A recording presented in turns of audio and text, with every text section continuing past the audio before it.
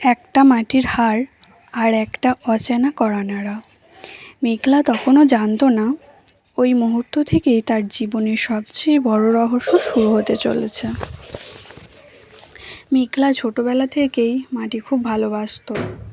সবাই যখন মাটি মেখে হাতটা নোংরা হওয়ার ভয়ে দূরে থাকতো, মেঘলা তখনই সেই মাটির মধ্যে নিজের স্বপ্ন খুঁজে নিত। একদিন তার ঠাকুমা তাকে বলেছিলেন, মনে রাখিস, মাটি কখনো কাউকে ঠকায় না, যত যত্ন দিবি তত সুন্দর হয়ে ফিরিয়ে দেবে। সেই কথাটা মেঘলা আজও ভুলতে পারেনি। অনেক বছর পরে একটা ছোট্ট ঘরে বসে মেঘলা নিজের হাতে একটা মাটির হাড় বানাচ্ছিল। হাড়টা কোনো অর্ডারের জন্য নয়, কারো জন্মদিনের জন্যও নয়।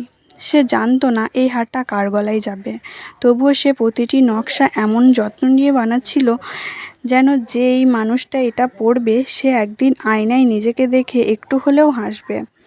হাড়টা তৈরি হয়ে গেল।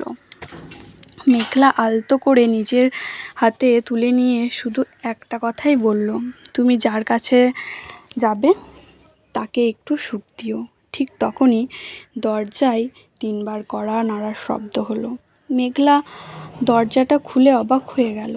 দরজার সামনে দাঁড়িয়ে থাকা মানুষটাকে সে আগে কখনো দেখেনি, কিন্তু সেই মানুষটার চোখে এমন এক গল্প লুকিয়ে ছিল যা মেঘলার পুরো জীবনটাই বদলে দিতে চলেছিল। পরবর্তী পর্ব দেখার জন্য চ্যানেলটিকে সাবস্ক্রাইব